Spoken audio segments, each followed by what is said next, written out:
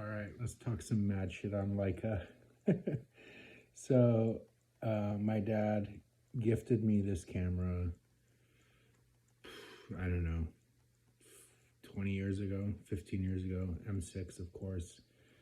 Sorry for the low quality. This is just on my phone. But in light of just everything being Leica these days, and everyone just Leica, like whether you get an old M4 and you can only afford some rando M lens, but it's like, yeah, I own a Leica now. Leicas are really cool. They're really great cameras, but just how expensive they are for what you get, I'm just not seeing it. I love this camera. I've shot who knows how many rolls through it, but it's always the quirky camera.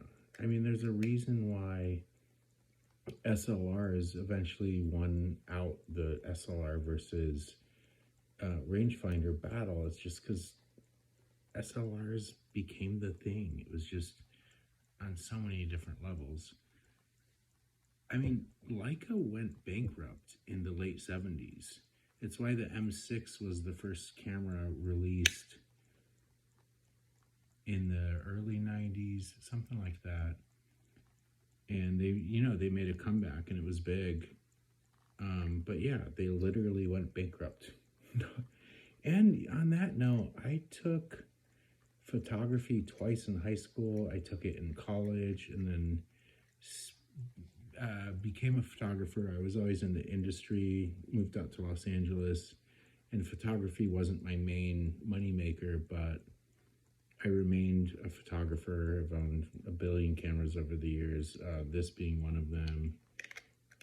And my Contax G1, which I've also had since the late 90s, and then many, many other film cameras and digital cameras.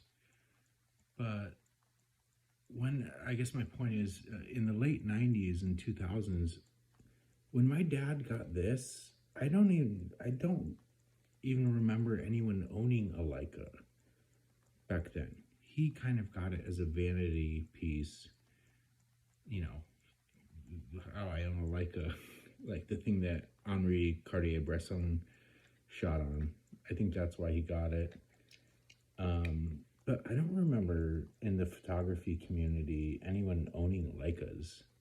It seems like it's very much a recent hipster thing, like owning a nice watch.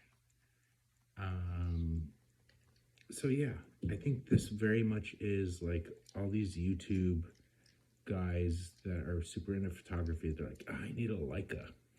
Like, let's go over a few points. First of all, it's a rangefinder. You're not seeing what you're actually seeing.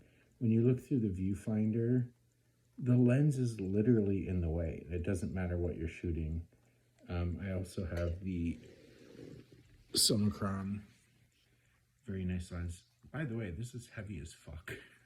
This is really heavy. This lens, it's a 90, almost weighs as much as this whole package. But yeah, if this lens were on it, you're looking at the lens when you look through this viewfinder. Even this lens, this 28, you're looking at the lens in this bottom corner right here. You see the lens. So and then also when you're shooting this 90, the little viewfinder, you're looking through frame lines in here, and you're looking through this tiny little thing. That's what's ironic when people talk shit about the Contax, like, oh, the viewfinder is shit. It's like, well, when you're shooting a 90 on this, you're looking through like a tiny little, these little bars. It's not ideal for like seeing in full color of what you're actually shooting. You're seeing the tiny little frame lines. The parallax on this also, when you frame up, there's going to be some parallax depending on what lens you're shooting. And then over this, this Contax, I've owned both of these cameras about the same amount of times, or the same amount of time.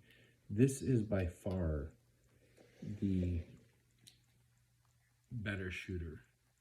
This is sharper lenses. It's quicker. I know some people are like, oh, autofocus. I don't know. I think this is the better camera of the two. Again, price. That will be the main thing. But like, what is this now? $5,000 if you wanted this setup, this 28 and this 90.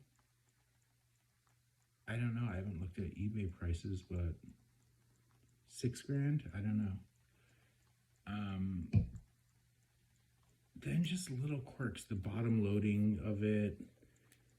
I wrote a couple notes. 1/1000th shutter.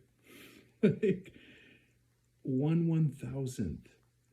That's like shit from the 1960s. Hey, and trust me, if you have 400 speed film in this camera, or certainly 800, 1/1000th will be a problem. I don't know what you would do. This lens here goes to 22. This goes to, I also think 22. No, this only goes to 16.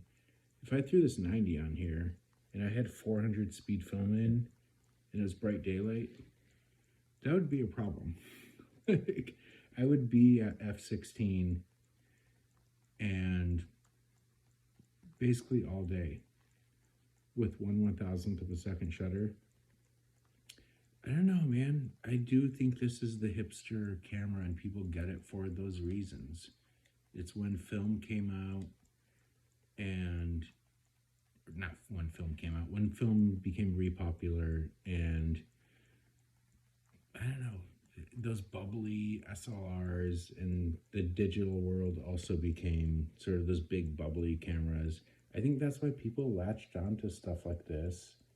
It's why Fujifilm with the X100 and even the XT1 that sort of looked like a vintage SLR, those became really popular.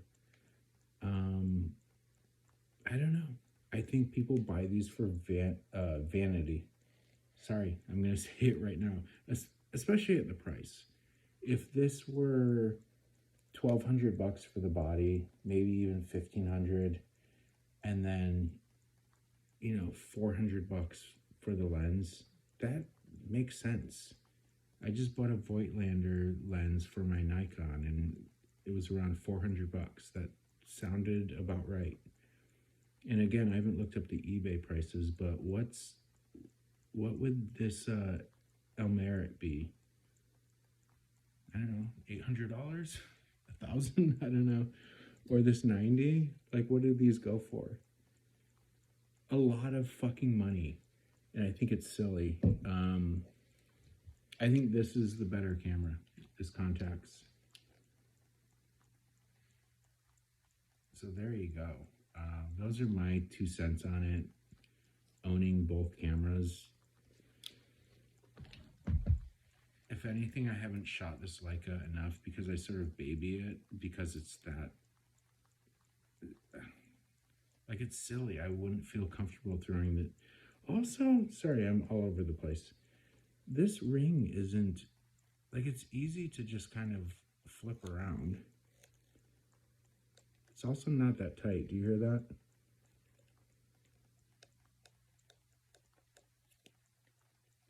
Like, there's some play there. It's probably not showing up on camera, but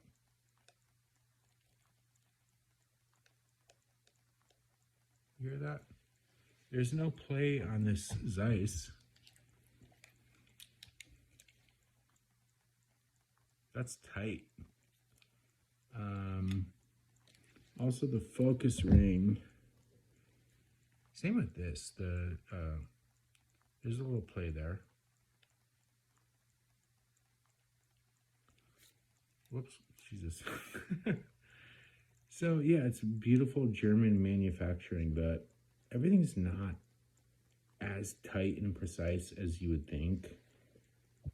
On the Summicron, The Summicron is much tighter. The focus ring, actually pretty hard to turn.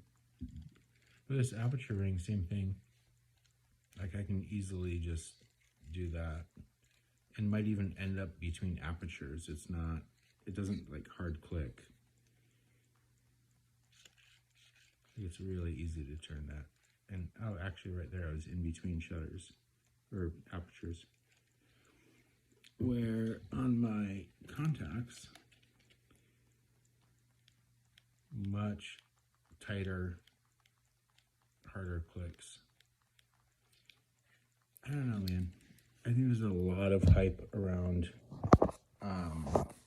Leica, and they're great. They're beautiful. I love that I can appreciate and own this camera. But the guys who think you need to be cool, like, own a Leica, like, who gives a shit? Anyway, those are my thoughts. They were mostly rambling. Peace out. There you go. There's another perspective.